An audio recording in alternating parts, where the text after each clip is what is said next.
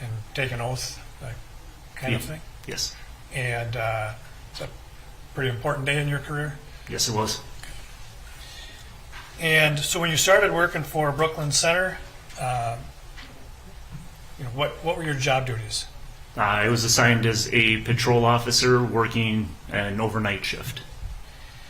And so what kind of things did you do as a patrol officer? Do a little bit of everything for the city of Brooklyn Center, everything from medicals to traffic stops to major type of incidents. And at some point, did that change from being a patrol officer? Yes. And how did that change? I was assigned to a few of other positions along the way, an auto theft investigator and a detective. And did you eventually become a sergeant? Yes, When did you become a sergeant? in October of 2015. And when you're talking about these other things that you did, were they after you became a sergeant or some before? Those were all before. So that helped you get promoted to sergeant. Correct. What implicit in my question is, that is a promotion to sergeant, right? Yes, it is. All right. And when you became a sergeant, how did your duties change? What did they become then? It then went from being as a call taker specifically to a person who supervised a group of patrol officers as well as still taking some calls. So were you Specifically a to a patrol sergeant? Would that be the right term?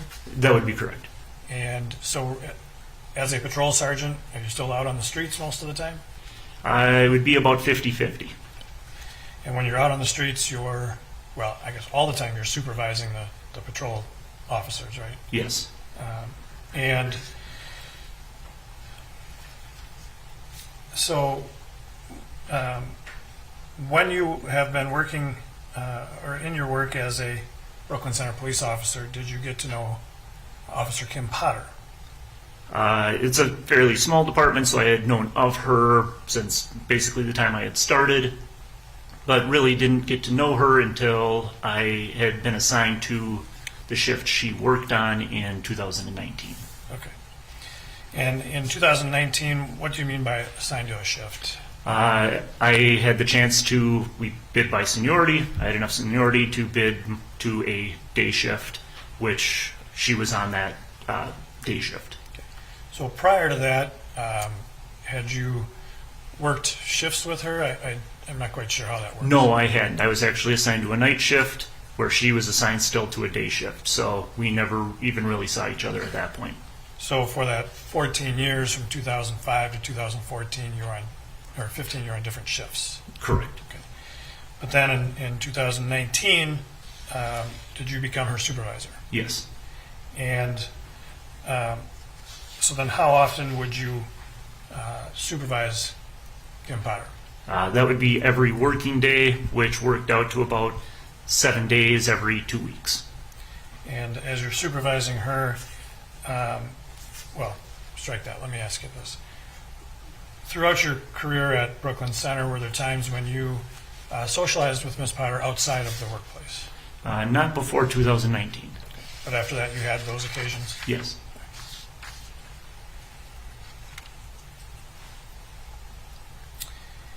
And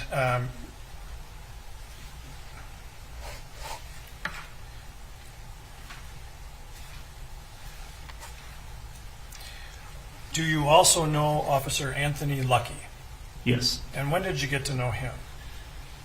I don't know the exact year, but he was one of the explorers for the Brooklyn Center Police Department when he was still in high school. So still a teenager. Yes. And then obviously he became employed at Brooklyn Center as well, correct? Yes. And so did you know him then? Well, obviously you knew him. Did you supervise him then? He was in the field training program. I wasn't the field training supervisor, but for the time that he was assigned to Officer Potter for field training, I was his duty sergeant. So just so we can understand how that works, the trainees, the probationers, have a separate supervisor for that program.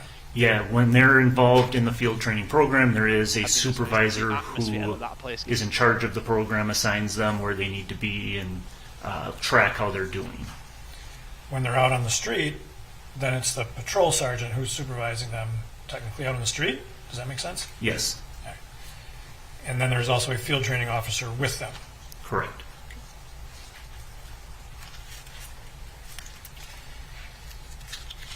Now, I mentioned earlier, kind of why you're not in uniform. Are you still with the Brooklyn Center Police Department? I am not. And when did you switch jobs? In October of 2021. And where are you working now? I work for the Goodhue County Sheriff's Office. And so that is the reason, we kind of teased on later, you're not in a uniform. That's a non-uniform position. Correct. Or that's a. During your career, have you received training in how to use a taser? Yes. And have you been certified to use a taser? Yes. Do you recall when you first became certified to use a taser? The first time was in my initial training of the skills program back in 2002. So even before you became a police officer? Yes. And when you started at Brooklyn Center, did you get authorized to carry a taser for Brooklyn Center? Yes. And before you could carry there, did policy require that you receive some training or certification? Yes, initial training. And did you do that when you first started in 2005? Yes. And since 2005, then, when you were certified, have you been certified every year since then? Yes. And when you were patrol and a sergeant, did you carry a taser when you were out on the street? Yes.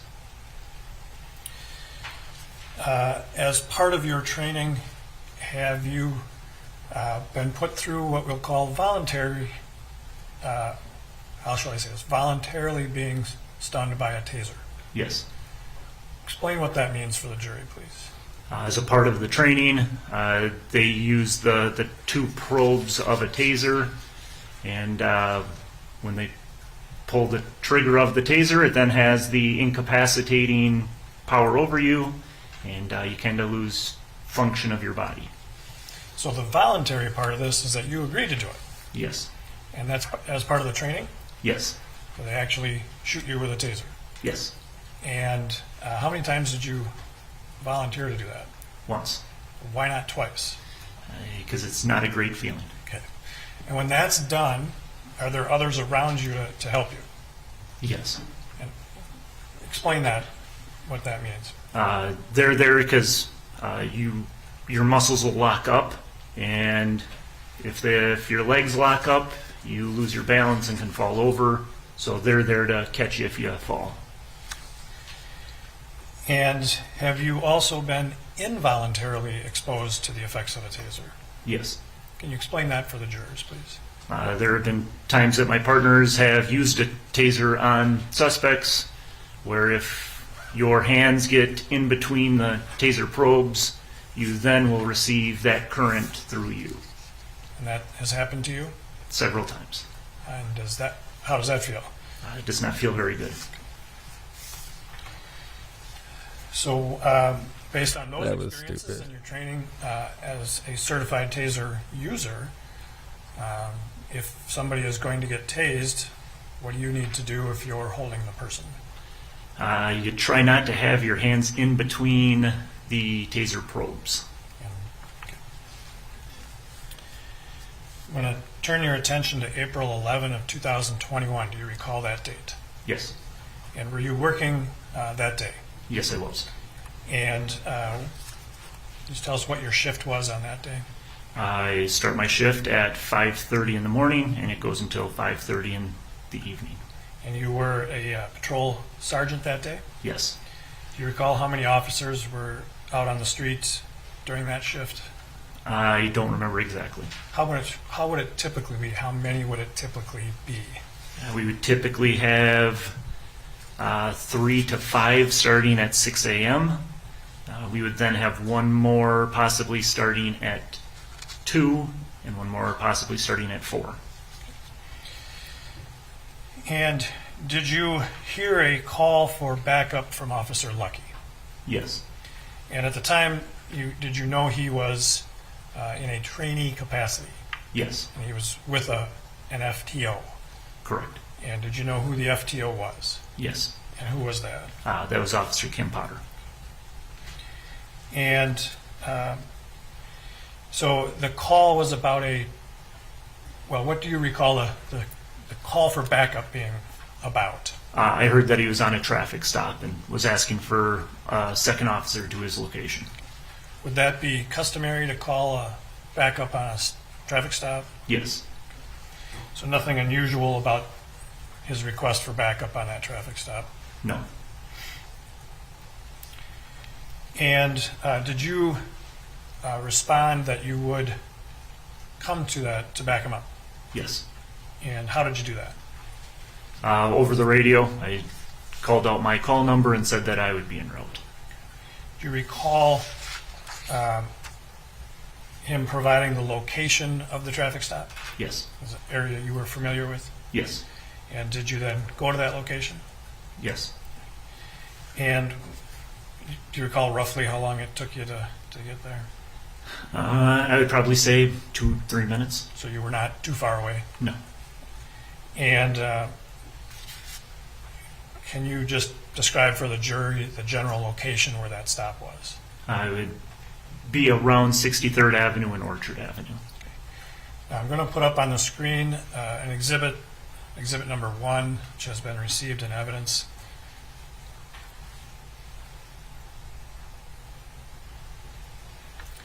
Do you see that exhibit in front of you? Yes, I do. Do you recognize what's depicted there? That would be 63rd Avenue, centralized on Orchard Avenue. And do you see the location of where the stop was? Yes. And there should be in front of you a little stylus. Yes. And if you want to just kind of draw a circle around the area where that was.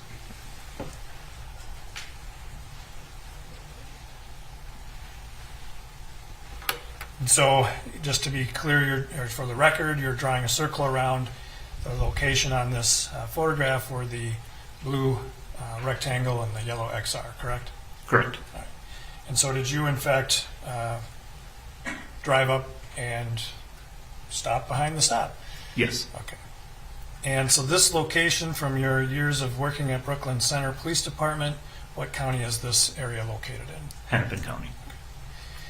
And as you arrived there, where did you park in relation to Officer Lucky? I parked directly behind him. And were you working alone or with another officer? I was alone. And so as you got there,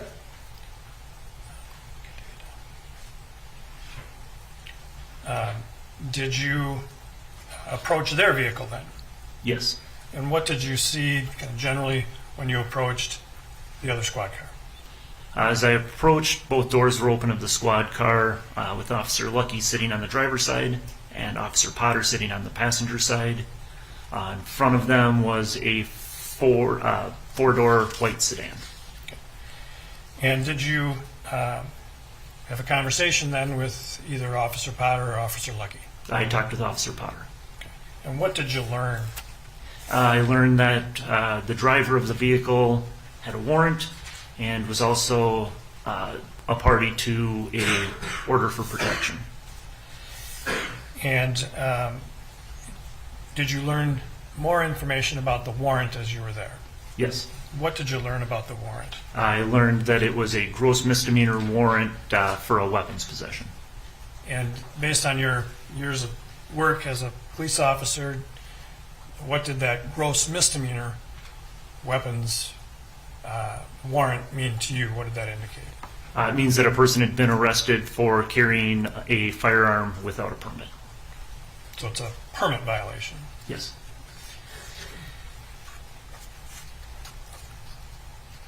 And so as you're conversing with them, was a decision made about what to do? Yes. And what was that decision? That Officer Lucky was going to place the driver under arrest and then look more into the order for protection. And so was that what was done? Yes. And how many of you then reapproached the white car? 3 of us. And how did the three of you divide it up? Yep. So Officer Lucky went to the driver's side. with Officer Potter following a little ways behind him as the training officer, and I approached on the passenger side. And so why did you go to the passenger side? Yeah, I usually put one person on each side so that you get a good view inside the vehicle to see what's happening. So that's sort of standard operating procedure, shall we say, when you approach a vehicle with backup? It's one way of doing it. And Ms. Potter went to stay towards the back of the vehicle at the time? I believe so. Was that customary for an FTO? Yes.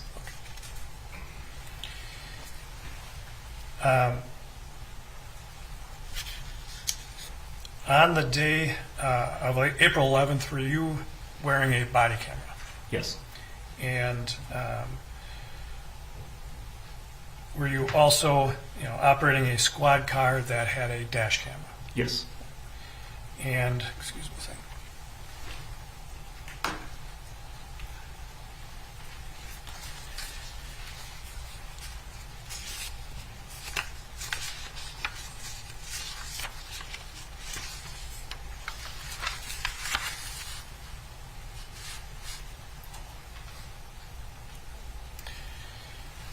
And the dash camera, was it activated as you came up and stopped at this stop? It was activated when I activated my body camera. Okay. So did you activate your body camera before arriving at the stop? I activated it just as I pulled up. Okay. And why did you do that? That's policy. Any traffic stop, we turn on our body camera. Okay. And so when you do that, your dash camera automatically comes on. Yes. And before today, have you had a chance to review your body camera from this incident? Yes, I have. And have you also reviewed the dash camera? Yes, I have. And before today, we were able to show you some of those that would be exhibits today, correct? Yes.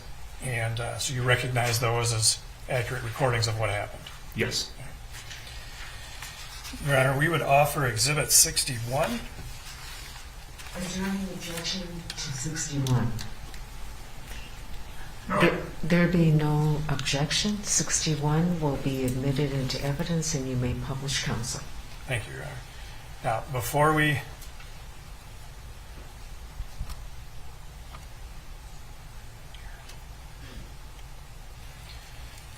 do that, there's a couple of questions I want to ask so that the jurors can understand some of the things going on in the video, all right? Do you recall at one point learning the name of the driver? Yes. And what was the name of the driver? Dante Wright. Do you remember Ms. Potter asking you or making some comment about the Wright brothers? Yes. And did you understand what she was talking about? Well, what did that mean to you when she raised that? It meant she knew something about them that should have kind of sparked my interest. But your response was what? I didn't know who they were. Okay. And the Wright brothers that she was referring to, do you know who she was referring to? No. Okay. And had there been a Wright family that had been sort of known to officers? There was another one that I was aware of. And they did not have a Dante Wright? No.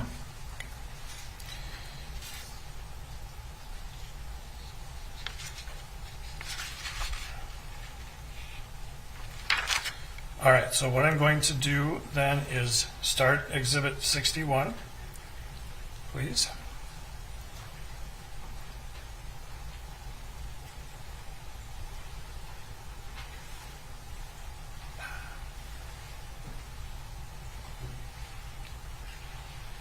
Now, let's pause here just for a moment, please. So as you can see, there is two videos present on the screen, correct? Yes. And the video in the lower right, do you recognize what that is? Yep, that would be the dash cam video for my squad. And the video in the upper left? That would be my body cam video. And just as the video started, we did not hear any audio. Correct. Eventually there will be audio, correct? Yes. Can you explain why that happens? Both of the cameras are constantly recording and will save the first 30 seconds before the video is actually started. And that 30 seconds is the part without audio. Yes. Okay. And then, as we're looking at this, just for the record, its timestamp is 13:59:16. Where are you driving here in this video? This would be 63rd Avenue. And which direction are you heading here? I believe this would be headed eastbound. Yeah, I tested you a little too much, didn't I? Is this, you're about to make a U-turn, correct? Okay, if this is before I'm about to make the U-turn, I'd be going westbound. Yeah, and so you had to make a U-turn to get back to the stop. Yes. And then the 13:59 military time, correct? Yes. And so that would be 1:59 p.m.? Yes. Okay, let's go ahead and play the video then, please.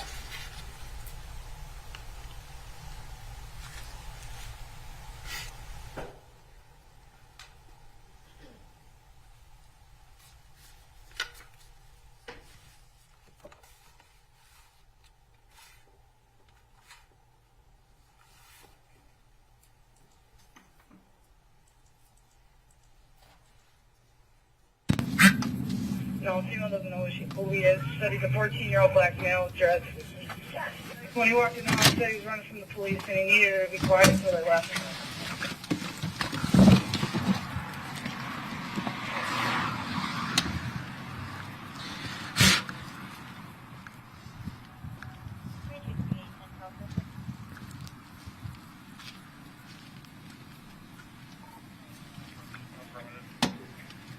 Even when I find out the female is, because there's no appeal.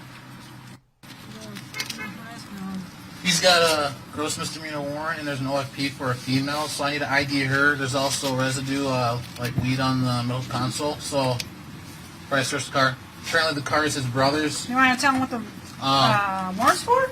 Warrant is for the weapons violation. Oh, gross, yeah. So, Deontay Wright. Dante Wright. Wright. Aren't those the Wright brothers? Not the ones that fly, but the other ones? I don't think so. Okay, so I'm just gonna get him out and cuff him up. I mean, he's at work, so I'm just Yeah, that's fine. Yeah, we will be here in a second.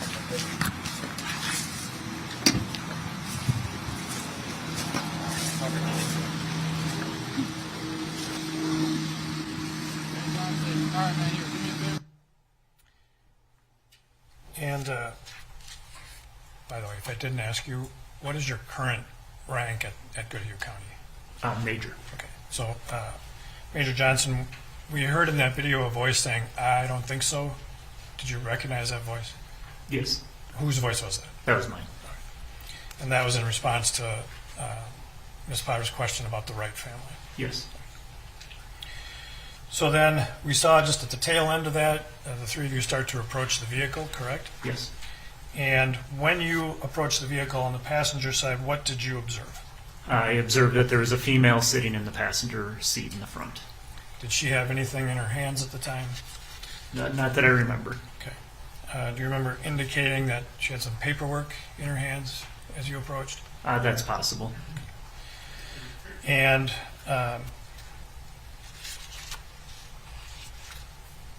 then what did you observe next? I observed that Officer Lucky had asked Mr. Wright to step out of the vehicle. And did Mr. Wright do that? Yes. And what happened then? I couldn't overhear a lot of what was being said, but I was able to gather he was telling them about the warrant. Did you hear Officer Lucky tell Mr. Wright to do anything at that point in time? I heard him tell him to turn around Okay. And what about his hands? Did he say anything about that? and put his hands behind his back. And then at some point, at that point, did you tell Mr. Wright he was under arrest? Yes, I did. And why did you tell him that at that point? Procedurally, you tell somebody that they are under arrest before placing them under arrest. If the person then doesn't cooperate with the arrest, they've been told that lawfully they are being arrested. And so what's the importance of telling them that right at that moment in time? Because that was just about before he was to put his hands on Mr. Wright. So if they don't cooperate, could you charge them with some additional crime? Yes. Because you've told them that, right? Yes. So then, as you saw that going on, did you hear Officer Lucky saying anything? Yes. After what did you hear him say after that? I heard him say something about don't pull away. What did you notice anything about Mr. Wright at the time? I saw part of his body start moving away. And so what did you observe then after that? That's when I actually opened the passenger side door. And why did you open the passenger door? I was going to make sure the car was in park and the vehicle was shut off so that he couldn't leave. And so when you opened the passenger door, what did you do next? I leaned in across the passenger and put my right hand on the shift lever and my left hand on the ignition key. All right. What about the passenger? Did you take any steps to deal with the passenger at that point? There wasn't much I was able to do. I was kind of in a compromised position, so I just leaned against her with my body weight. Okay. And did she put up any resistance to you when you did that? No.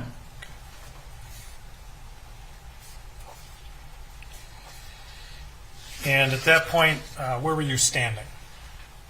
I was leaning into the vehicle. Okay. Where were your feet? Feet were either on the curb or on the street.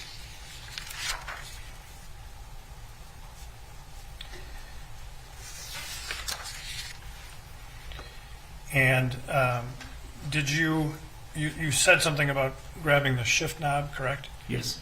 And what did you do with that? I pushed it forward, which would be towards the park position. So had it been out of park? I don't believe so. Okay. But you said you pushed it forward. I'm just trying to... I was pushing it as far as it would go forward. That way I knew that it was in the park position. And did you know whether the engine was on at the time? I don't. You indicated you reached toward the keys, right? Yes. What were you trying to reach for the keys for? I was taking the key and I was turning it forward, which would be towards the off position. So you were attempting to turn the vehicle off? Yes. Did you know, but you didn't know whether it was on or off? I don't know if it was. And at that point, what was Mr. Wright doing? He was struggling with Officer Lucky. Okay. Was he able to get back into the vehicle at that point? Yes. And what did you think he was going to try and do at that point? Drive away.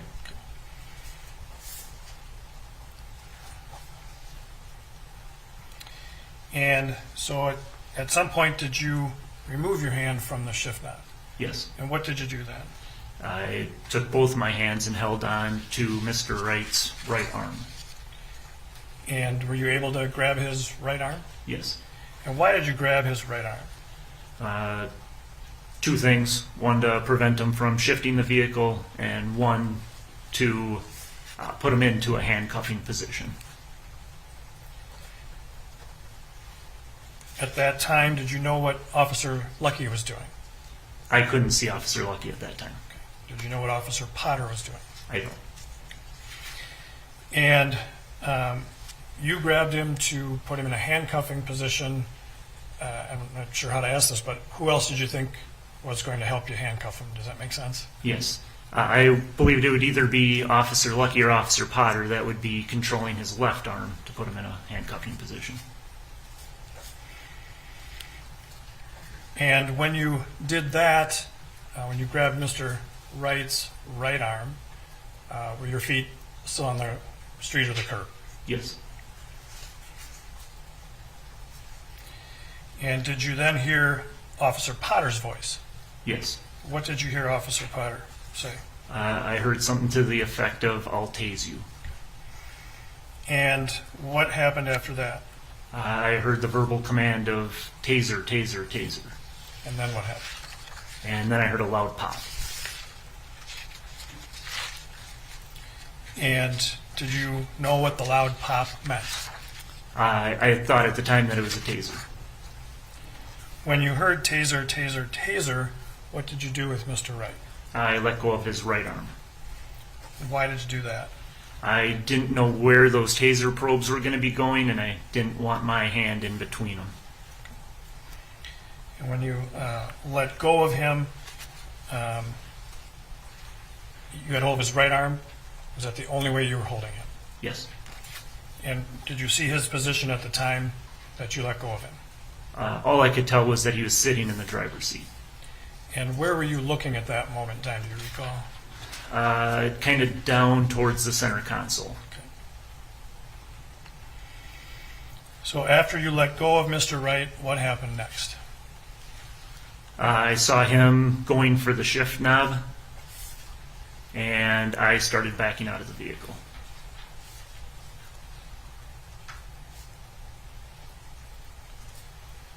And were you able to do that? Yes. And before testifying today, have you had a chance to watch your body camera from this time period of the exchange? Yes, I have. Your Honor, that is Exhibit 63, and we would offer that at this time. Any objection to 63? Okay, 63 will be admitted into evidence and you may publish. All right. Officer Johnson, I'm sorry, Major Johnson, when we play the video, I'm going to freeze it just a few moments to help explain so you don't have to be talking at the same time the video is running, all right? Yes. All right, then, Your Honor, we would publish Exhibit 63.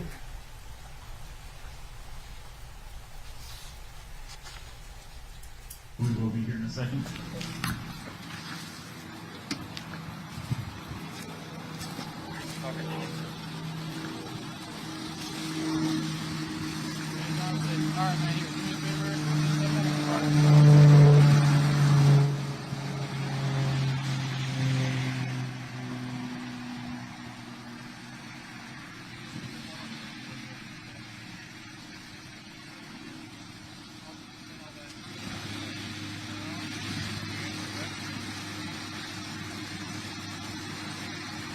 You're under arrest, Dante.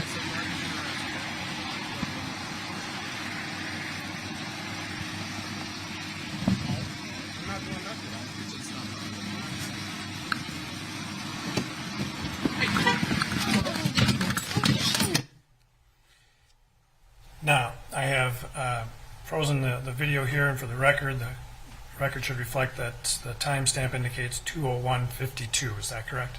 Yes. All right. And so we watched the video to that point, and can you describe for the jurors, obviously this is the blue jeans are the passenger, correct? Yes. And this is the point where you're sort of leaning against her? Yes.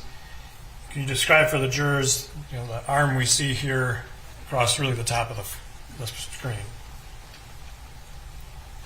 It looks like my right arm there is going for the shift knob. All right. Look how dirty that Sprite is. It's all dark. To, It's got syrup in it. were you at this moment able to grab a hold of the shift knob? Yes. And can you tell what your left arm is doing? I can't see on the screen with the shadow, but that would be the time that my left arm would be going for the key. And by shadow, what is it? On the monitor here. Yeah, you probably can tilt the monitor if that gets rid of some of the glare, maybe? Maybe you can. Yes. Okay. And,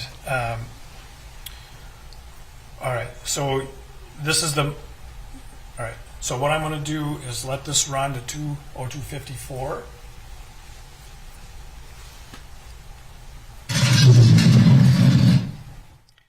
Now, at 2:02:54, do you still see your right hand?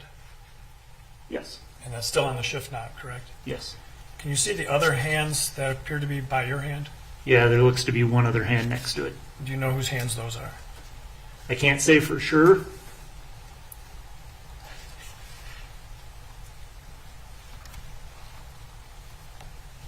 Okay. Who else was in the vehicle at the time? Mr. Wright. And, okay, let's run it to 2:01:56, please.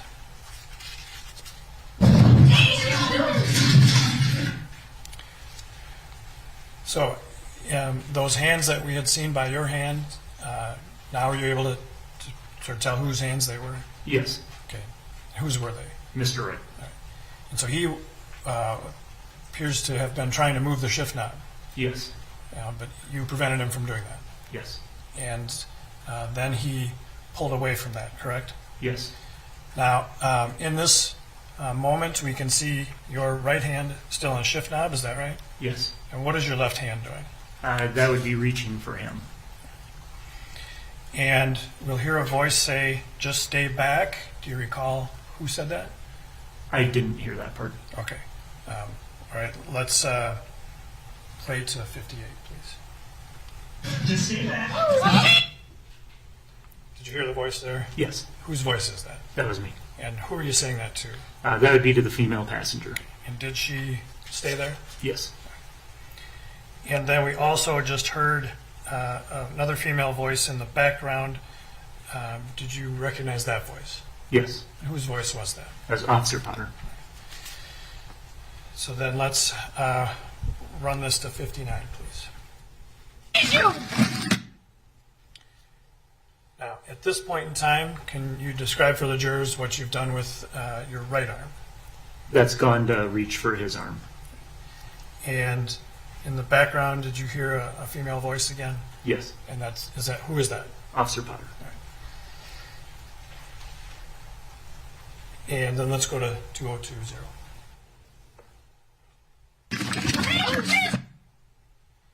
Now, at this point in time, did you hear that female voice in the background? Yes, Did you recognize that voice? yes. And who was that?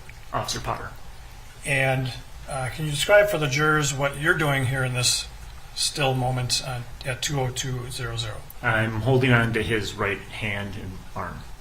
And is your left arm holding on to him as well? Both are, yes. And your right hand appears to have a grip on Mr. Wright's hand in a certain way. Yes. Can you describe for the jurors what you're doing there? I'm holding on to it so that he both can't grab onto something, and also it's a position to hold, place him back into a handcuffing position. Is there a term for that particular way of holding them? I don't have one. Okay, like a wrist lock or something. That's not specifically a wrist lock. Okay, but this is a way of getting him ready to handcuff or not? Yes. All right. And at this point in time, you have his arm, Mr. Wright's right arm, over the passenger? Yes.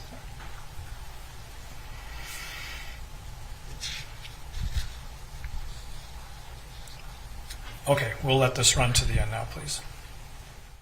Please stop! Please stop! You good? Yes! Okay. I grabbed the wrong fucking guy! I shot him! Oh my god! Okay. Kim, sit down.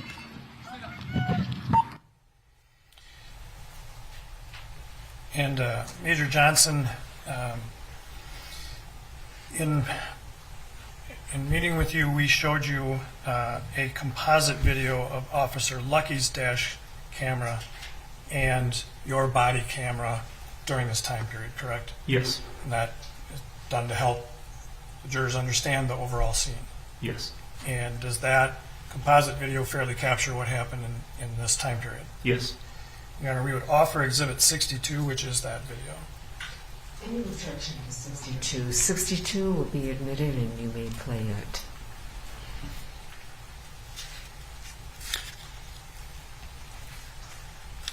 We will be here in a second. He's lucky he didn't catch that round in the face. He's real lucky.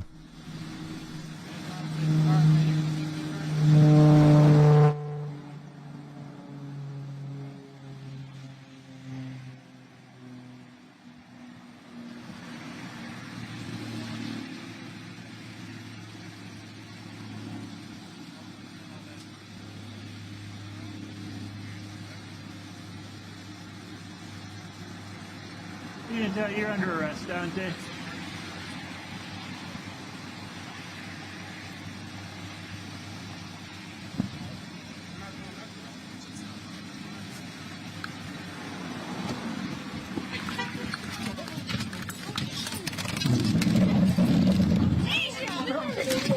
Just stay back. Oh, I need you! Hey, please, stop! Please, stop! You did? Yes! Okay. My grip around fucking dead! I shot him! Oh my god! Okay. Tim, sit down. Good morning, Katie.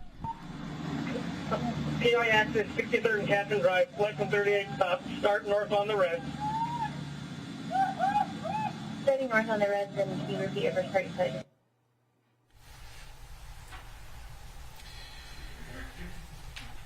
Before Ms. Potter said, I shot him, did you know that that sound had been a gunshot? No.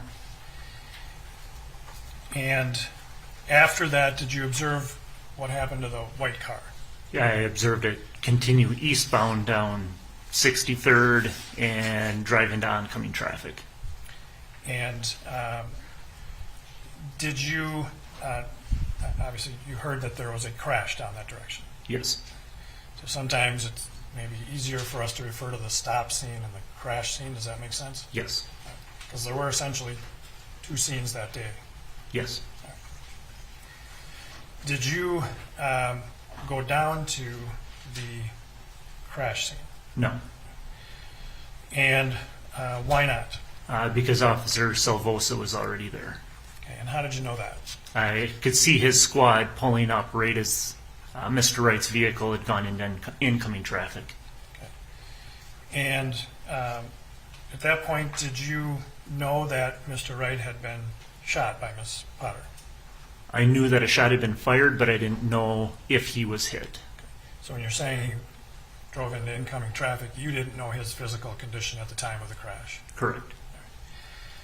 Now, we heard some radio traffic calling for north on the reds. Did you recognize that voice? Yes. Whose voice was that? Officer Salvosa. And did you do anything with your radio at that point in time?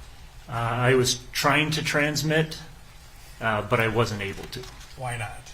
because there was other people on the radio. Okay. So only one radio can run at a time. Yes. And so were you eventually able to get on, well, was it Officer Salvosa's radio traffic that was interfering with yours? I think so. Could be, I guess is one way to say it. Yes. Yeah, right. And then, so were you able to eventually get on the radio? Yes. And what did you do? I called out that we had had shots fired and asked for additional resources to 63rd and Noble. When you said shots fired, plural, do you know why you said shots if there was only one? It's just always the way that it's been said. I don't know where it came from, so it's just been shots. Yeah, just sort of typical language, right? Yes. And then, so the additional people that you called in, why did you do that? Because I knew that we had two scenes. We did have shots fired, and we're going to need additional help no matter what it was that had happened. If an officer is involved in a shooting, are there separate procedures that take over to deal with that kind of situation? Yes. And in those situations, are there officers known as involved and uninvolved? Yes. And at this point in time, did you know that you would be an involved officer Yes. and that Potter and Lucky would also be involved officers? Yes. So what did that mean to you at that point in time with regard to your supervisor role right then? It meant that I needed somebody to take over as the scene supervisor once that was possible, because I wouldn't be able to do all of the things that needed to be done as being an involved officer. And so then you called in, I think you mentioned other agencies. Do you recall doing that? Yes. Why? I didn't know how many officers we currently had clear in Brooklyn Center, but I knew that we were going to need more than we had available that day. And what did you ask at that point in time Officer Potter and Lucky to do? I asked them to sit down. And and did your body-worn camera continue to run? Yes. And have you been able to observe that video as well, your body-worn camera following the incident? Yes. Here, at this time, we would offer Exhibit 64, which is that video. Any objection to 64? Objection.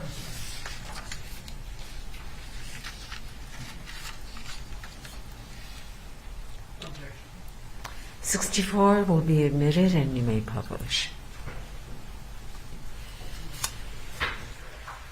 You did? Yes! Okay. I grabbed the wrong fucking gun! I shot him! Oh my god! Okay.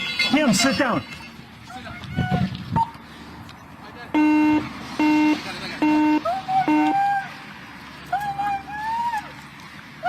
Okay. I want to freeze it right there just for a quick moment. And for the record, the timestamp at the top is 14:02. There were 3 or 4 audible beeps. Can you explain to the jury what those beeps are? That was me trying to transmit over my radio. However, at the same time, somebody was already transmitting. So that beep is an indication of what you described earlier, not being able to get on. Yes. All right. Okay. Starting north on the red, and can you repeat your first target? 305, we got shots fired. Start more units, please. We're going to need additional units to Noble and 63rd.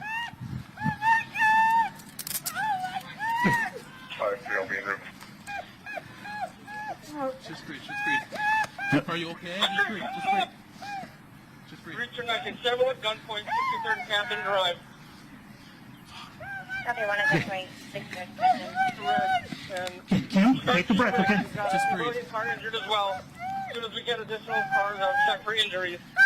Suspects are not compliant. They're moving it.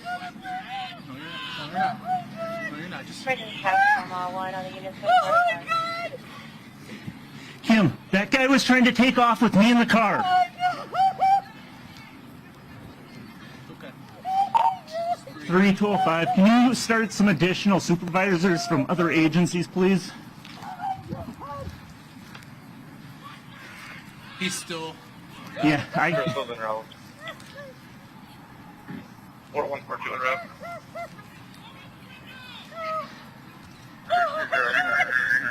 Not locked in route. Yeah, Kim, take a breath, okay? Crystal's en route. Kim, take a breath. You're all right, Kim. Reach tonight. It will take 2 rigs, stage them a couple blocks out. Oh my god! Oh my god! Copy, stage couple blocks up. Driver, stop breathing.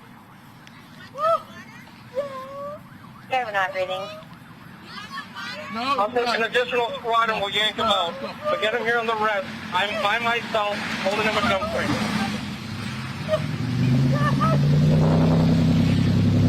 404. Kim, take a breath. Kim, breathe, okay? We can get the road shut down, westbound.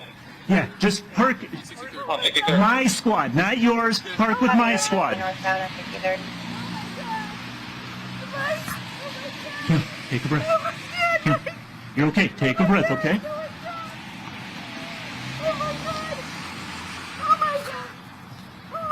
Reach him, I can make it 3 rigs. I got 1 male not breathing, 1 female with facial lacerations, and then I've got another civilian car that I have not been able to check on yet.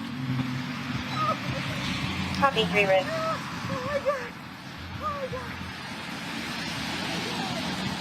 3205, we'll take anybody that's available. We need additional help. 5153, I'll be arriving. 5153, copy. Squad, come to me at 63rd and Catherine so we can get the driver out and the passenger, and then we'll have to check on anyone else after. But the driver is not breathing according to the passenger.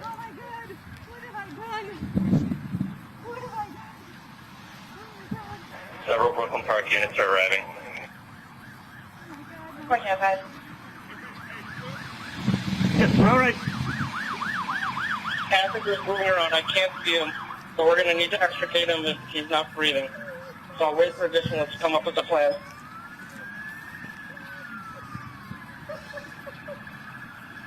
Three 207's arriving. Okay. 406. Hey, Anthony, and you just sit down here, okay? 32 219. The suspect I'm at gunpoint at is a flee from 38 stop. Working on it.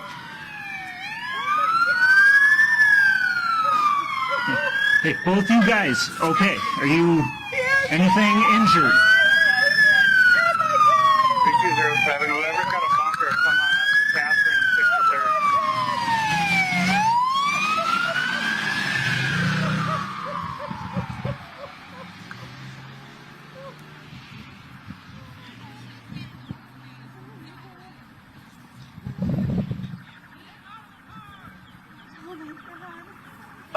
For domestic, 15-year-old son, 2624 94th Avenue. 4142 arriving. Working on things.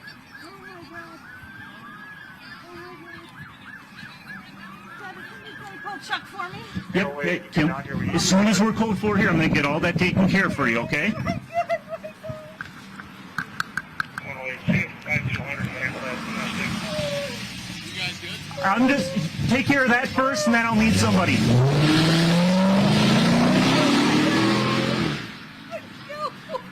Take a breath, okay, Kim? Take a breath.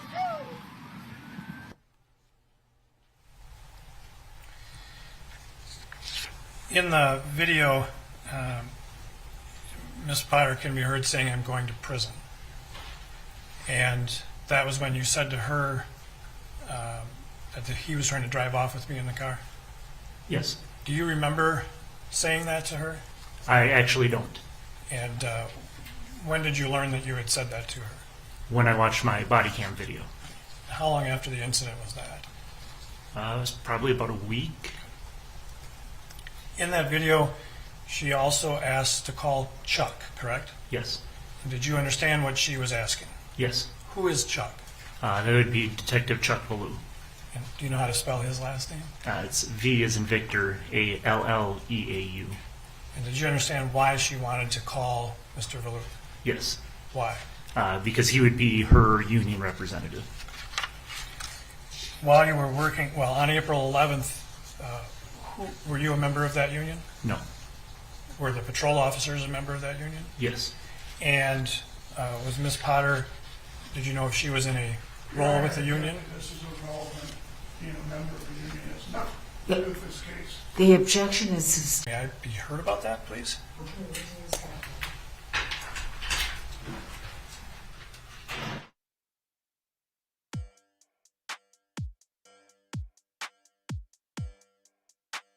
What is up, everyone? I hope you guys are having a good morning or good afternoon or whatever time it is where you are. All right, just a moment.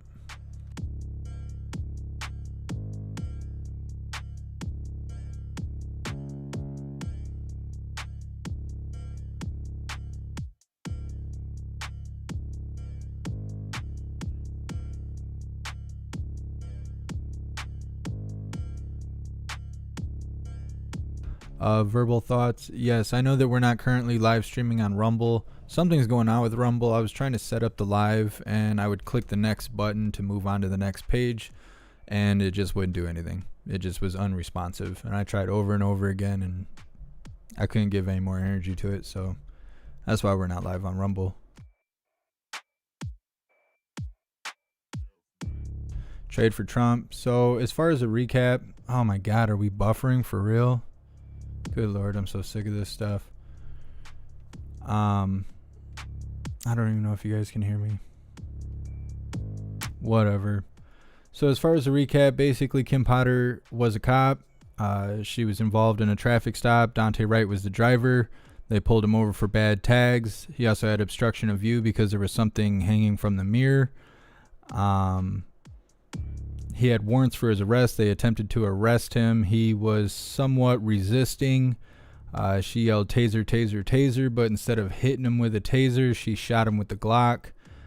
Hit him in the chest. As far as I know, the bullet did not go through. It stopped in his chest cavity, and I believe that's where they retrieved the round. Obviously, he died. The car had moved forward after he was hit, went down the road, crossed the median, hit an oncoming car, and then stopped in the yard. He had a girl in the vehicle, or at least we think she's a girl. And yeah, That's basically the situation. So now they're trying to figure out what to charge her with. Really, it's not really whether or not she did the crime. It's what are they going to give her because of it, because of the accident.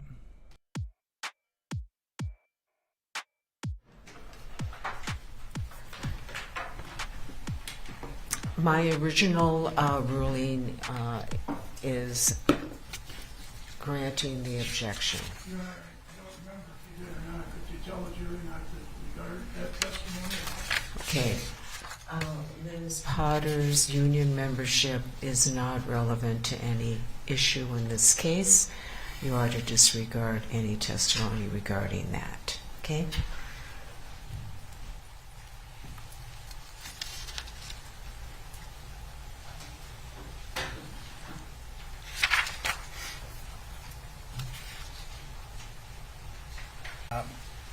Major Johnson, did you then, for the rest of that shift until you left, stay at the stop scene?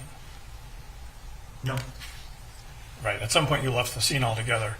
I guess my question should be more precise. Did you ever go to the other scene, the crash scene? No. And while you were still back at the stop scene, did you do something with Ms. Potter's firearm? Yes. And can you explain to the jurors what you did? Due to her mental state of not knowing what she might do, I knew that her firearm was a piece of evidence at that time. So I removed her firearm and put it in my holster and put my gun in her holster, just so that that evidence was preserved. And then was that all captured by body camera as well? Yes. And, Your Honor, we would offer at this time Exhibit 65. Just testify, you know. Okay. The objection is overruled. I'll allow you to play the video. And 65 will be admitted into evidence. Thank you, Your Honor.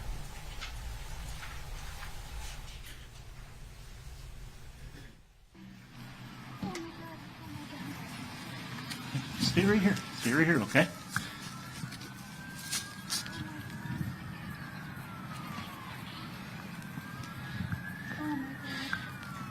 Kim, I'm going to take this but give you mine, okay? No. No, that's not happening, Kim. I'm giving you my gun, okay? I'm just going to hold on to yours. All right? Kim? We'll get it all figured out, okay? I don't know what's happened. Okay, Kim, sit down, please. Okay? Put my gun in your holster for you, okay?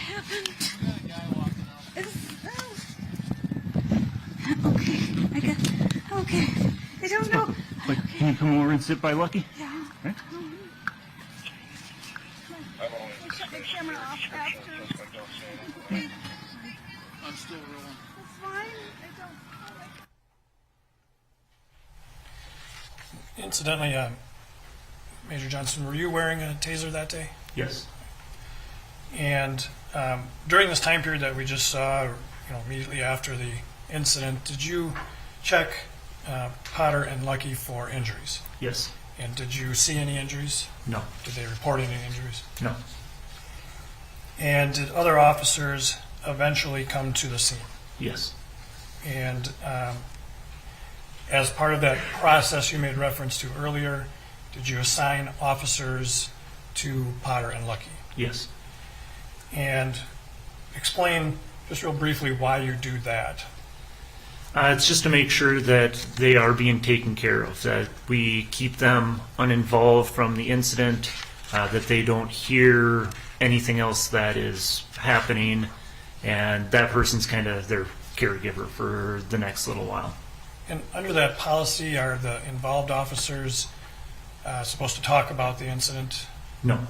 And when, at some point, did another sergeant arrive to sort of take over a supervisory role there at the scenes? Yes. And did you provide information to that sergeant about what you knew? Yes. Just to be clear, it was a Brooklyn Center sergeant? 2 Brooklyn Center sergeants. Okay. And then did they sort of take over control of everything at that point? Yes. And you provided them the important information that they needed to do that, to take over? Yes. And did you, subsequent to that, or later, obtain more information that concerned you about Officer Potter? Yes. And what was that? That another officer was concerned that she may harm herself. And which officer was that? That was Officer Clean Fricky. Do you know how to spell her last name? Yes, F as in Frank, R-I-C-K-E. And so, what did you do? Officer Potter was sitting in a squad, and so I had gone over to her and discreetly asked if I could see my firearm that was in her holster. I was able to turn away from her with my firearm, remove the magazine from it and the 1 round that was in the chamber. So at that time there were no rounds in the firearm. Did you do this in a way that she could see it? She was not able to see. And did you give the ammunition to somebody? Yes, I handed it to Officer Fricky. And then did you get it back? Yes. All right. And so at that point in time, where is the gun that Officer Potter used in the incident? In my holster. And where is your gun? It is in Officer Potter's holster. And the ammunition from your gun is where? In my pocket. Your Honor, we are going to offer Exhibit 71, which is a video of this incident. Any objection?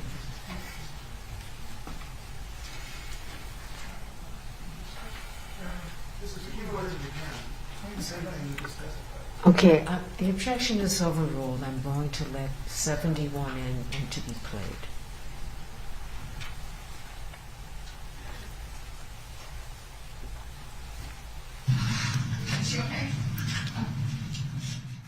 And will you actually, because you weren't here at all, right? Can you stay with her? I would rather, she knows you, I'd rather have you stay with her if possible.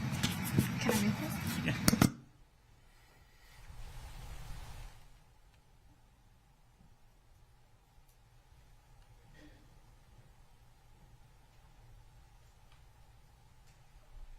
Oh yeah, I wanted to let you guys know, I think it was right before we actually went live.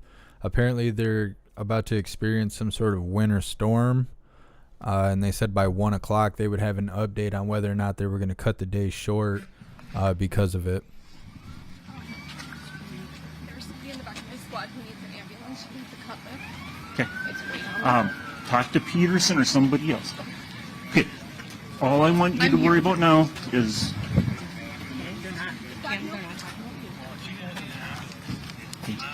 There's a female in the back of 332. She has some facial injuries. Can you just make sure she gets seen? Kim, can I see my gun real quick? I'm going to give it right back to you, okay?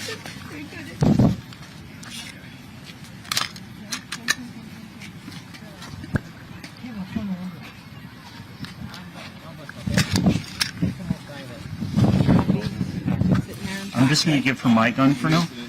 Okay. I have yours, okay? Chuck is on his way, all right?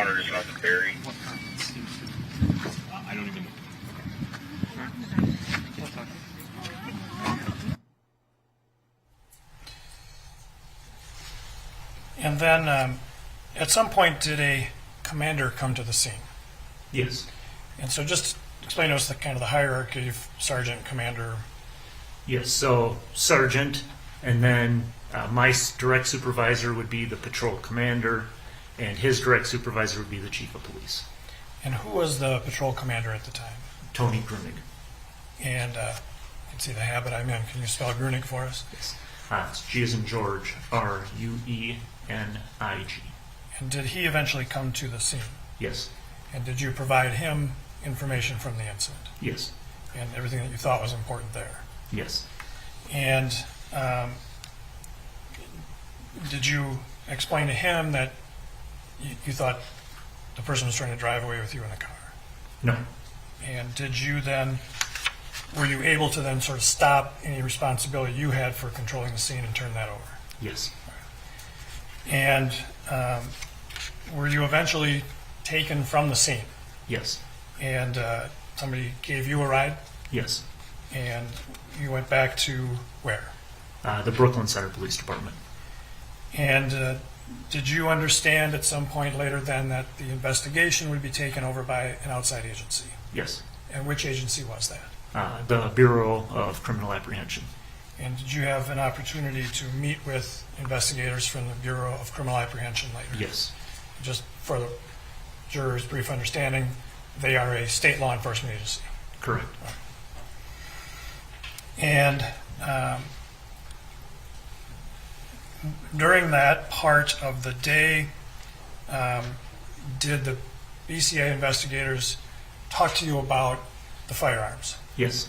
And can you describe for the jurors, what was done in that regard with regard to the two firearms, yours and Potter's? Yes. They came to me and I had explained the circumstances of why I had that firearm, and they then collected the firearm from me. When you say the firearm, that was in my holster. And which we knew at that point was the one that you had taken from Officer Potter? Yes. All right. And what happened then after that? That was turned over to them as evidence. All right. What about your firearm? I didn't see my firearm again. Okay.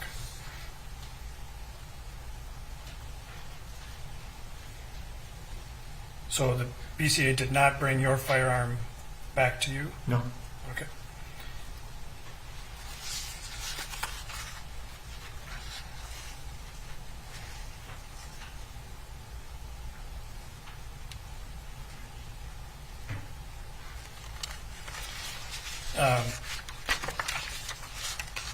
Shortly after this, you wrote a brief report about what happened, correct? Yes. And would it refresh your recollection about those moments if you had a chance to look at that briefly? Yes. Okay. Your Honor, may I? I do have a copy of it. Oh, with you? Yes, I do. If you want to look at if you could please, the second page, the last paragraph. Do you see that? Yes. And counsel, just for the record, Bates 650. Just read that to yourself. Does that refresh your recollection about your firearm? Yes. Okay.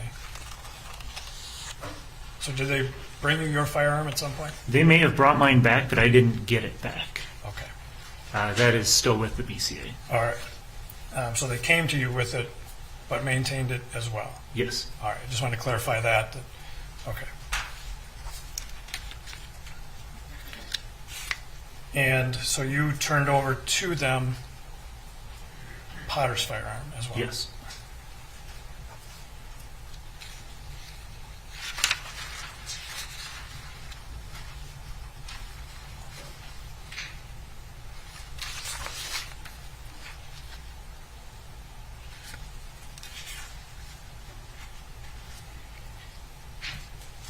And as part of that interaction with the BCA agents, did they actually take photographs of you in your uniform?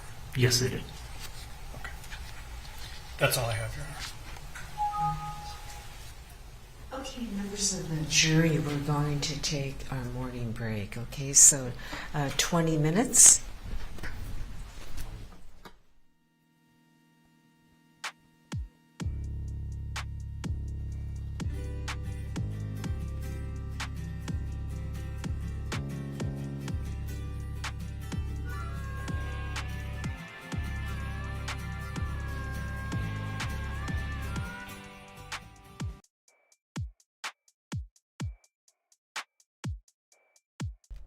Why do they all look so weird all of a sudden? She said we're going to take a break for 20 minutes, and this guy started doing weird stuff with his face. What's up, Sherry?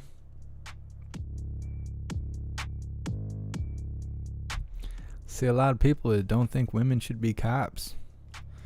I think women can do anything a man can do, but they better be up to the task if they're going to do it, just as a man is supposed to be. If you're going to take on that job, you better be able to handle it. Otherwise, you're putting everybody's life in danger. And that's regardless if you're a man or a woman. We need a RoboCop. I don't think so. I don't think so. It's going to be like I Am Legend or whatever. Or not I Am Legend, whatever the AI Will Smith movie is. I, Robot. It's going to be like that. I don't know. I wouldn't want to be arrested by a robot.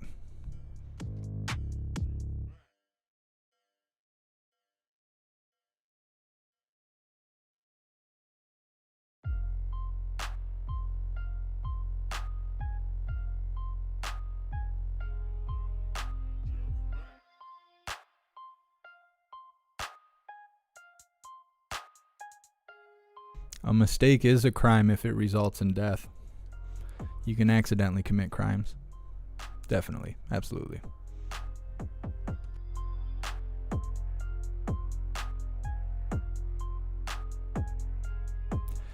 I thought it was really weird that they removed her firearm, but then gave her his. Like, how does that work? Like, what was the point of that?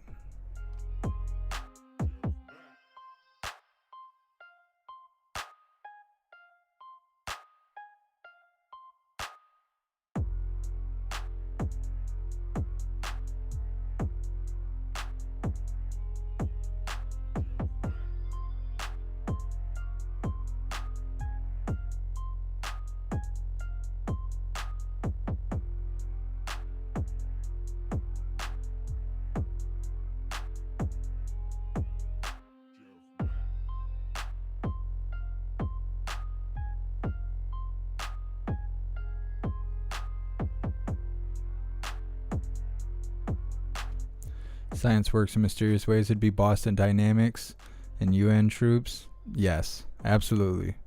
They had those, I don't know if they were necessarily from Boston Dynamics, but they had those four-legged robots that look like dogs patrolling New York for a little bit. I don't know how long that lasted or if they're still doing it, but I know that they did do that. And I think in California they have some sort of robots that are like mobile cameras. What is this nonsense?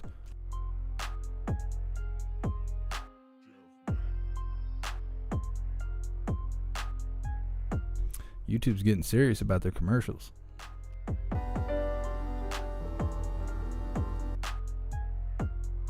They have some sort of music playing in the courtroom. I keep having to mute the video so I don't get a copyright strike.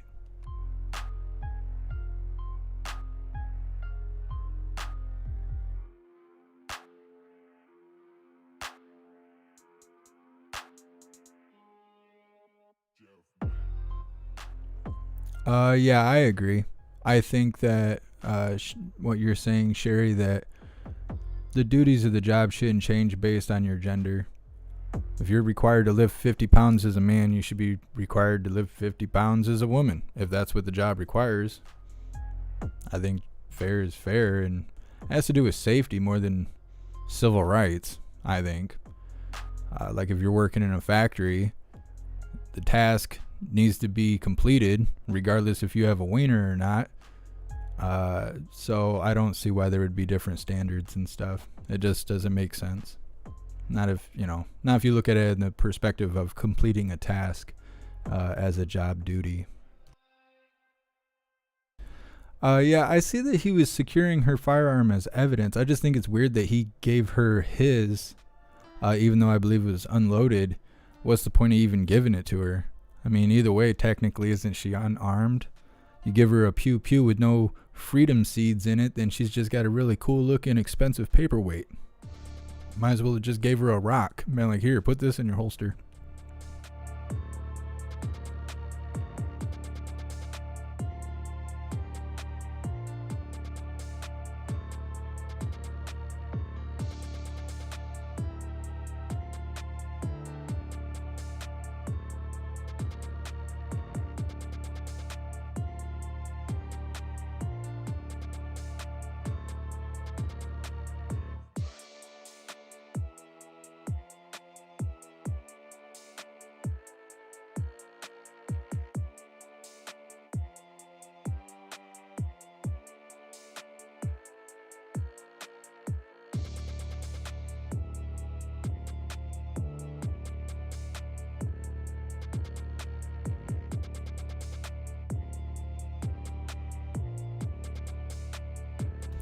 Amy, as long as it's not the commercial with the guy making out with Santa.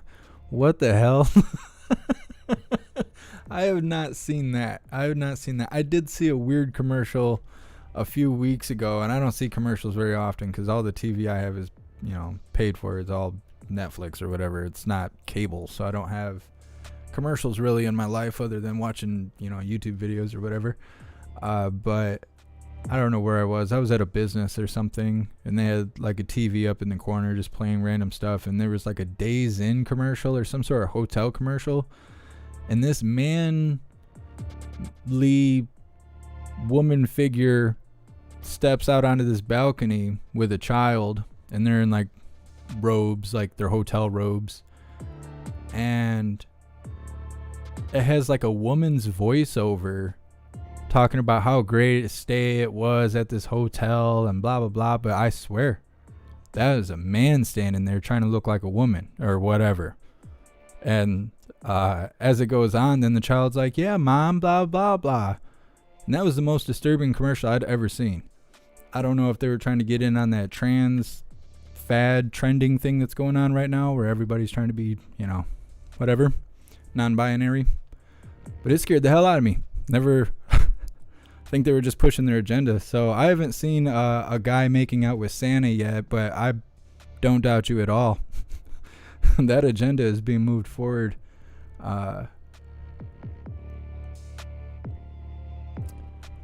Absolutely. Let's just say that. I shouldn't move any farther in that direction. Don't look it up, Jeff. It's disgusting. I believe you.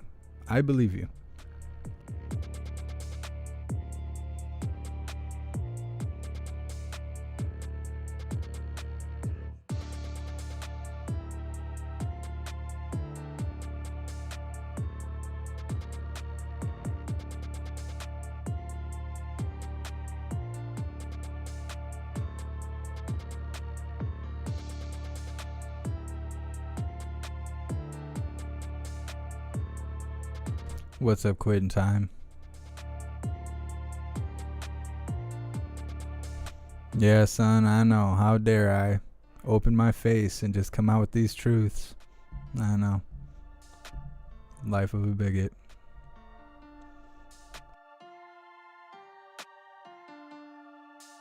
I miss Trigger Crazy being around. I think he got himself a jobby. Can't be here during streaming hours. He's a busy guy now.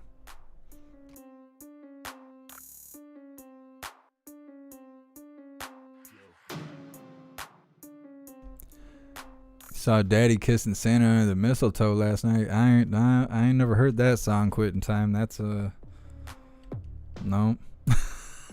No, I ain't heard of that. You guys are gonna dig me a hole here. We need to change the subject.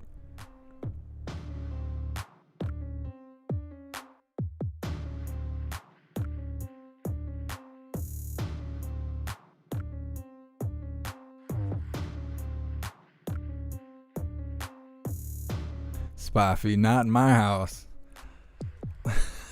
I came downstairs. I thought I heard a noise. Some clatter on the roof. Thought I was going to catch Santa Claus. There's Dad making out with Santa. I don't know. The world we live in.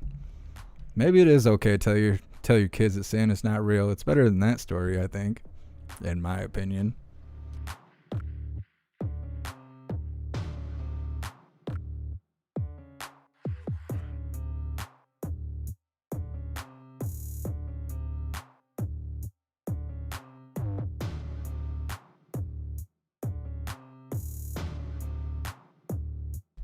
Lying. It's absolutely disturbing in modern commercials. I feel like half the commercials don't even make sense. I'm sitting there watching like a lawnmower cross the yard and all the seasons are changing and the lawnmower's changing and the yard's changing and the house and everything is changing as the mower moves across the yard and gets all the way across, and it's like bam, Geico car insurance. I'm like, what the hell? Like, what? Who came up with that commercial? Got a bunch of weirdos making this stuff on TV. Wait till the new cartoons come out. That's how they get us. That's how they get us. They said the very first time that we were shown any kind of transgender stuff, that kind of stuff was when Bugs Bunny started kissing Elmer Fudd, and we all thought it was okay. Bugs Bunny wearing dresses and stuff. They say that's the first, those were the first steps to moving that agenda forward. And now you got SpongeBob and Patrick prancing around, holding hands, and God only knows what else. I don't watch kids' TV, but I'm sure it's even worse now. It's just weird stuff. It's just weird. Thank you so much, Will, for joining the membership program, and welcome to the family. You're officially a hooligan.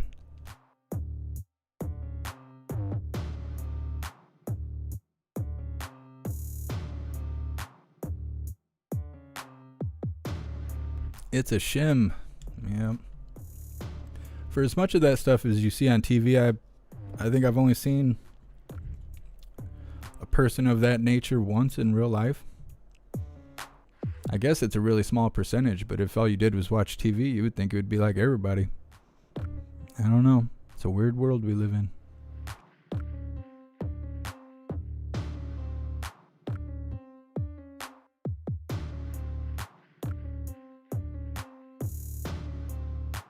Now everybody's writing, I saw Daddy kissing Santa Claus. Good Lord.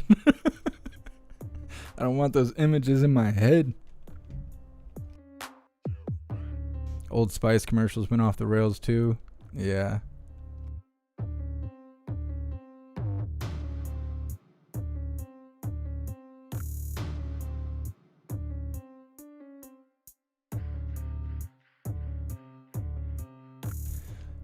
TH, you knew a person who did his doctorate thesis that Bugs Bunny was gay. I don't know if is he gay or is he, I don't know. I actually have a lot of questions, but I can't say it on the live. I'll piss somebody off and have a whole community of special individuals trying to tear me down. It's bad enough I got YouTube won't even let me do my live stream without heavy buffering. You'd think I'd be glowing and shiny with all the buffering they do to me. I'd be reflective.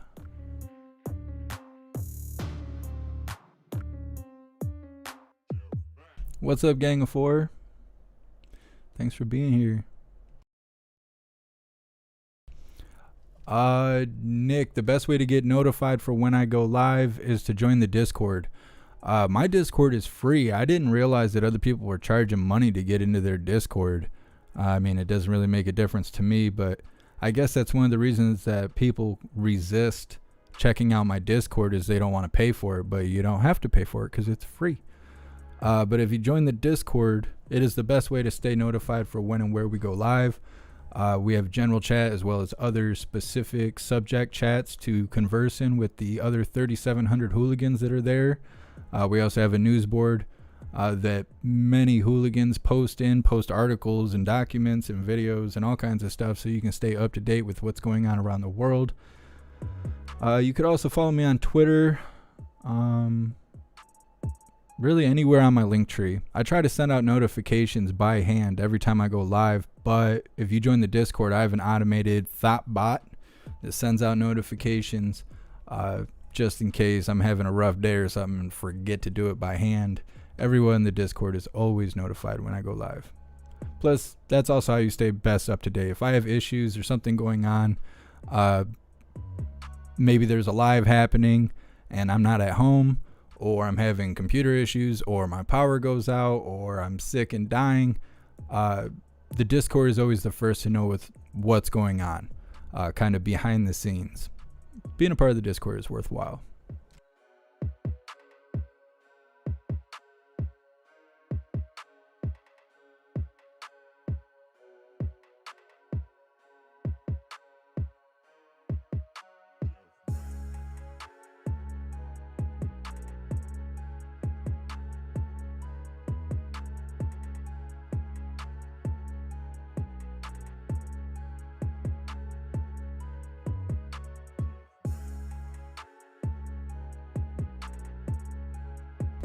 Light Rain, you talk to folks all over the world and they're equally confused by advertising, like the advertisers go to one woke book school.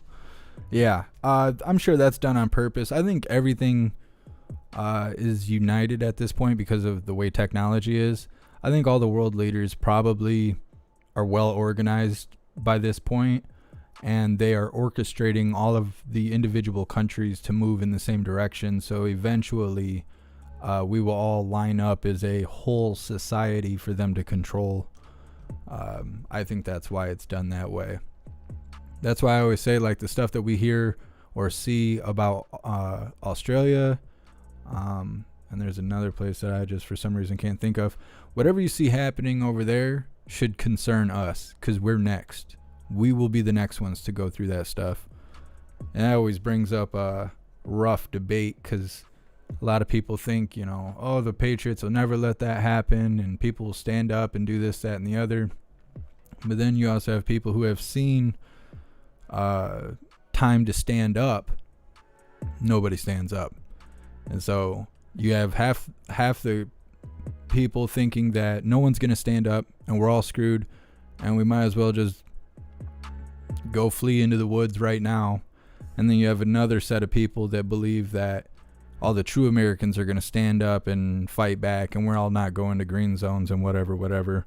I think it's just going to be a lot of chaos and crying. Personally, that's what I think. But I don't know how it'll end. But I do believe that's our future. Stuff's going on in Australia. They're eventually going to try and push that here. Hopefully people in charge will actually do something. I still think it's completely mind-blowing that we have a system to vote people in to be our leaders and make decisions on our behalf, but we don't have a way to get rid of them if they decide to go rogue and not do the things we voted them in to do. That's mind-blowing to me. I don't understand that. If you run a business and you hire an employee, and this employee is to do a specific job and they don't do that job, what do? You fire them. You have a way out. You say, you suck at your job, boom, you're gone. We don't have to wait till a special day or a special time or whatever, boom, you're gone. Why don't we have that for politicians? That doesn't make sense to me. We don't have a way to just fire people for not doing what they're supposed to. Kills me. Rubs me raw in the bad kind of way.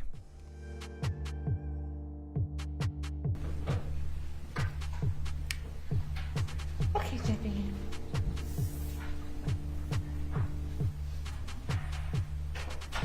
Oh, you may be seated.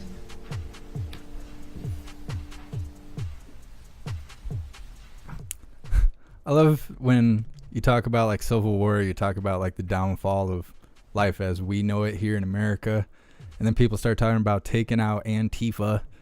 Let's go take out the Boogaloos. Let's go take out the liberals. You guys realize it's not the liberals that are doing this to us, right? Like, you realize it's not Antifa that's making our life this way. It's the people we vote into office. It's the politicians. I mean, you guys can have a personal vendetta and be like, ooh, purge time, let's go take out people I hate. But that's not actually going to make anything better as a whole. It's the people we vote in. We need better people voted in. And we need to create a system to get rid of people when they don't do what we voted them in to do. That needs to be fixed. And when we are doing our voting, it needs to be transparent. We need to be able to count that stuff ourselves. Absolutely. We shouldn't have to rely on Fox or CNN to tell us what the numbers say. We should be able to do it ourselves. Seated. A lot of people are like, oh, don't vote. No, that's what they want you to do. They want you to quit voting. Members of the jury. And we need transparency. Windows in the courtroom that you're waiting in, so I wanted to let you know that it hasn't started snowing. Okay? All right. Okay, does the defense have any cross?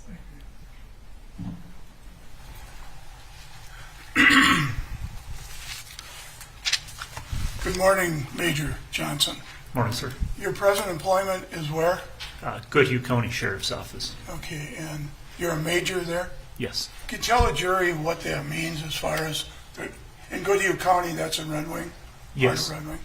Could you tell the jury what that means, being a major on the Sheriff's Department? Yes. Basically, I oversee the patrol division of that agency. Okay. So you're the boss? One of them. All right. How many oversee the patrol division? Just me. So you're the boss of the patrol division? of the patrol division. Okay. You don't like to brag about it? No. Okay. You've known Kim Potter for many years, is that right? Yes. When you came on the police force of Brooklyn Center in 2005 was when you first met her? Yes. And although you didn't work the same shifts, you would run into her at various times? Yes. Would you consider yourself a friend of hers? As of recently, or I should say, Back then. over the past few years, we've become more of friends. Okay. And in 2019, you were a sergeant at that time, but you were assigned to the patrol of her unit, right? Yes. Correct? Okay, I mixed those words up, but I think you understood it. So you oversaw her from 2019 until this year, correct? Yes. And was she, in the review of her, was she determined to exceed expectations? Do you know what that means? The objection is overruled. Did she get that, tell me if you know this or not, did she get in her review the top review of exceeded expectations? Yes. And is that meaningful? What does that mean to a patrol officer? That means that they go above and beyond the normal activity of a patrol officer. And you were aware that she also worked with domestic victims, is that right? Yes. And she also was a casket carrier for officers killed in the line of duty, correct? Yes. Now, to your knowledge, and since you worked with her since 2019, worked over her, have she ever received a complaint of excessive force? No. Objection, Your Honor. The objection is overruled. And the answer will stand. Major, will you just remember, if an objection is made, stop talking right away, okay? Yep. And don't answer unless I tell you to. Yes. But the answer will stand.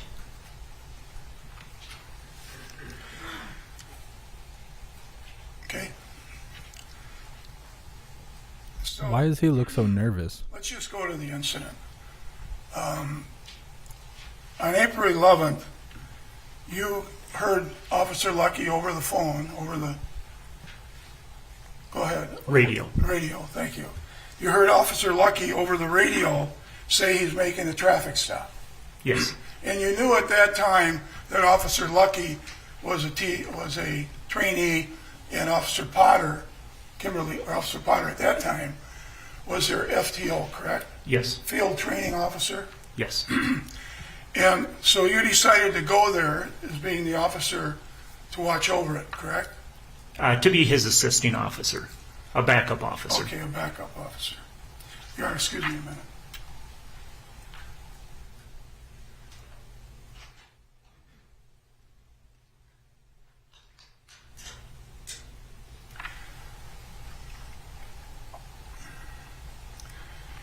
And we already went over the video and of your testimony as to when you arrived and you learned about that the fellow that had been stopped, Dante Wright, had a warrant for a weapons violation. Yes. What does that tell you as an experienced police officer and now a major at Goodhue County Sheriff's Office when somebody has a weapons violation? It means if they had a weapon before, it's possible they have a weapon again. All right. It also means that they had the weapon illegally because they did not have a permit for it. Correct. And in order to have a weapon, you have to go through classes and get a permit, correct? To carry it, yes. So he had a weapons violation warrant by a judge, correct? Yes. And he also had a restraining order, correct? Order for protection, OFP? Yes. And at the time you were talking to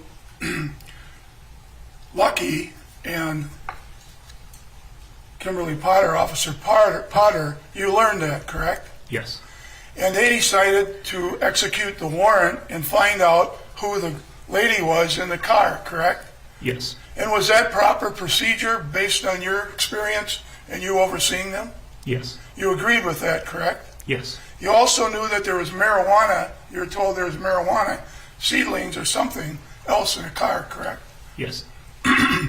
So your goal was, when you went up there to the Wright car, was to arrest him for the warrant and also to find out who the lady was next to him to make sure that was not the lady that had the FTO on, or not the FTO, the order for protection on him. Is that right? And when you went up to the vehicle, you went on the passenger side, correct? Yes. And that was to what? As a cover officer. And what does cover officer mean? Somebody who gets a different view of what's going on inside the car. Okay, and if there is some kind of attempt to escape, you could assist in stopping the escape, correct? Yes. And that's what cover means, covering your arresting officer, correct? Yeah, part of it. So, in this case, we've watched many, many videos and time sequences. And when you went up to the car, Officer Lucky, based on the videos, told Mr. Wright to step out of the car. Do you remember him telling him that? You don't remember exact time, but do you remember that? Yes. Okay. And did Dante Wright step out of the car right away, or don't you remember? As far as I remember, he did. Okay. And when he stepped out of the car, Officer Lucky was going to handcuff him, correct? Yes. But you were the first one that yelled over to the other side of the car and told Dante Wright that he was under arrest, correct? Yes. And then the other two officers, Officer Potter and Officer Lucky, also told him he was under arrest, correct? I didn't hear that. You didn't hear that? No. All right. So between the time that you told him he was under arrest until the time that he resisted arrest was approximately, according to the tapes, approximately 13 seconds. Is that about right? From when you told him he was under arrest to when he tried to get away from Lucky and get in the car? Without seeing a timestamp, it sounds about right. Sounds about right. And then when he pulled away to get back in the car, 6 seconds later, when he was struggling with Officer Lucky, and 6 seconds later, Kim Potter, according to the video, went around Lucky to assist Officer Lucky in trying to restrain Dante Wright from not getting in the car. I'm going to object. That's what's in the video, Judge. I'm cross-examining him. This witness is sequestered.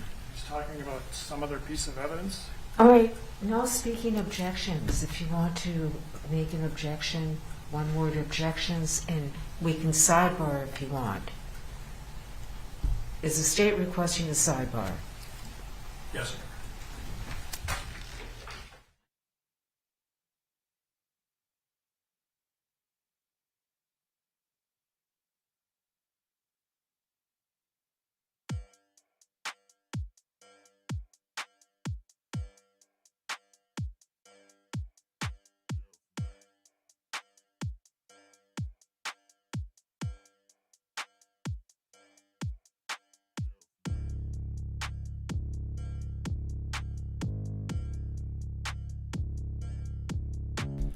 I wonder if the officers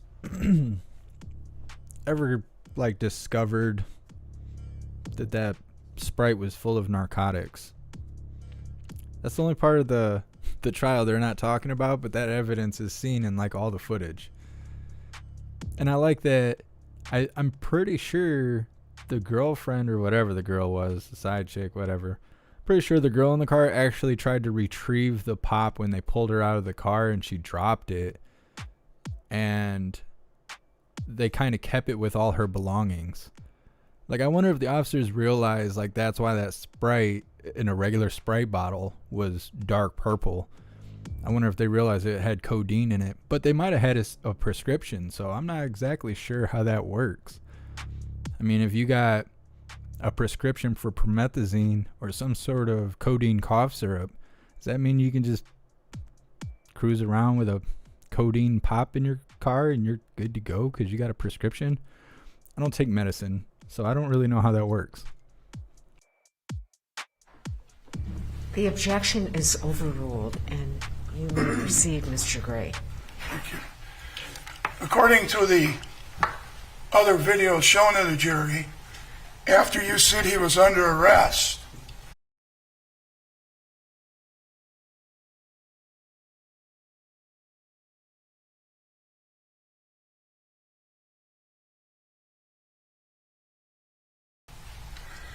and then after, oh, by the way, when Officer Lucky was attempting to keep him outside the car, was Dante Wright resisting, or was he not? He was resisting and trying to get back in the car, wasn't he?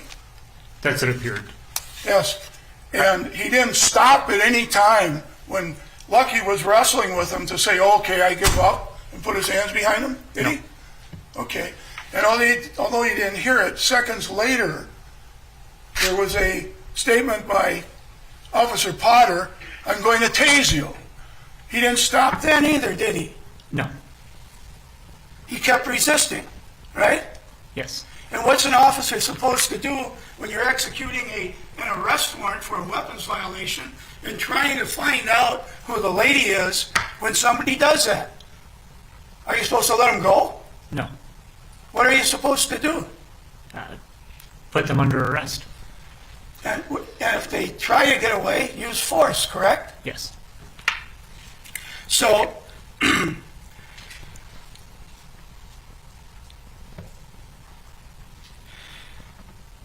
3 seconds after she said, I'm going to tase you the first time, she said again, I'm going to tase you.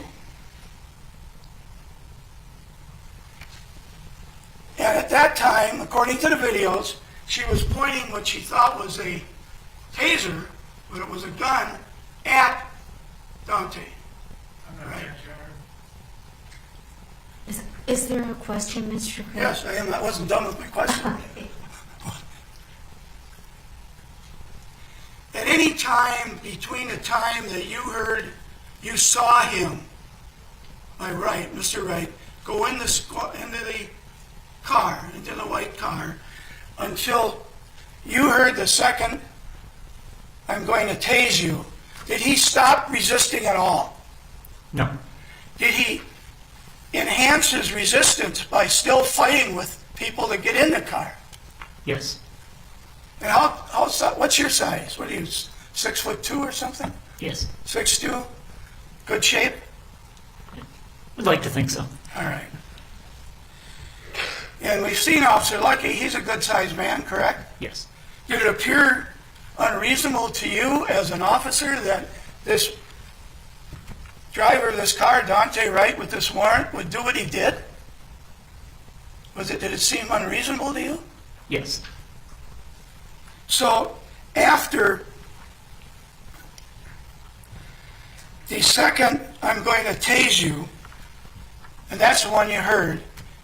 After you heard that one, did the Dante Wright stop at any time and say, okay, I'm done, give up? No. And at that point in time, was that when you went into the vehicle to grab that shifter? It was probably a little bit before that. Okay. And you're in there and you were struggling with him with your strength, right? Yes. To you, it was an exigent circumstance, an emergency, correct? Yes.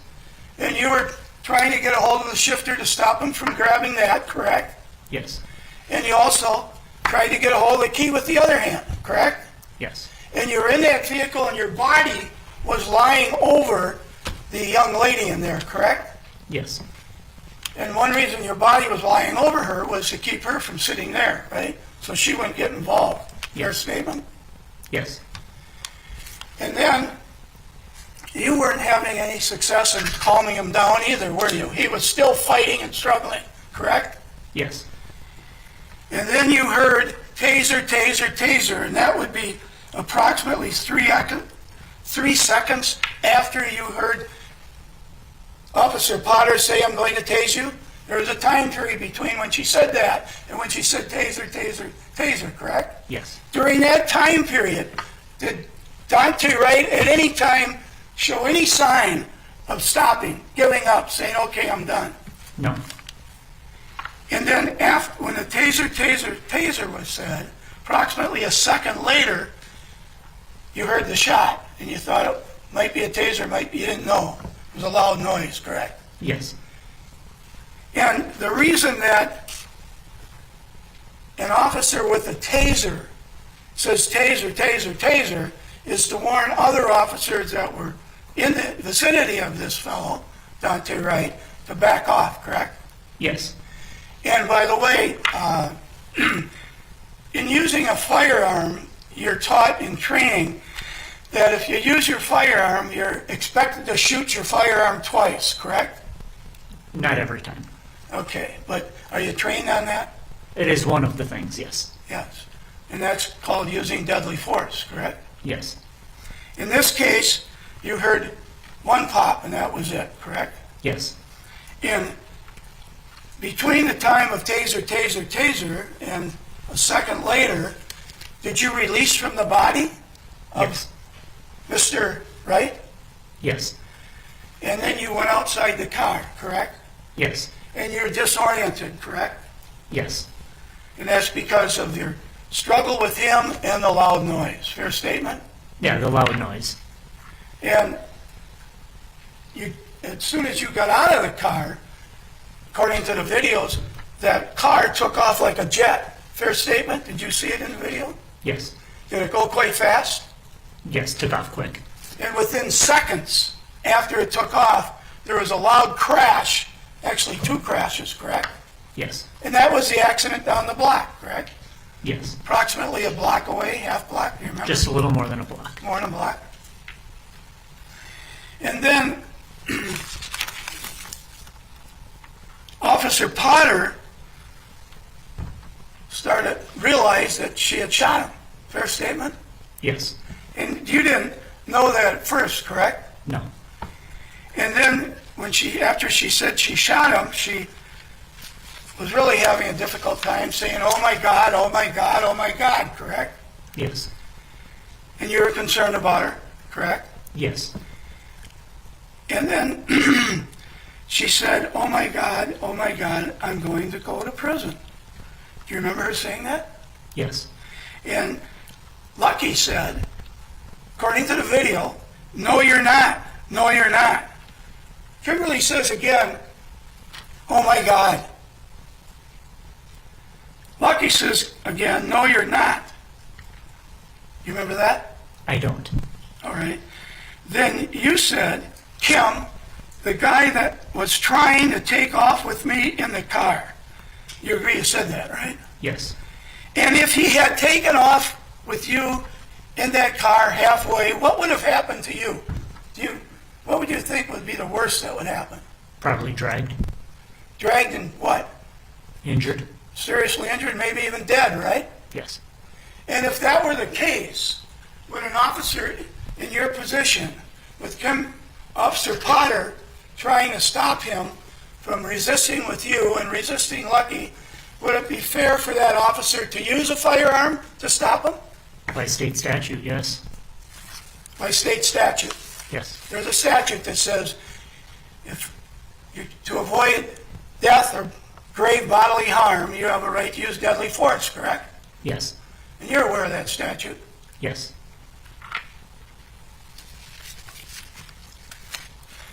So basically, based on these videos and the conduct of I don't know what the hell is going on with this live stream. I don't know why they keep kicking us all off. I'm going to shut this down. I'm going to try and make some changes to the settings and see if I can come up with something that YouTube can fucking handle. We'll be live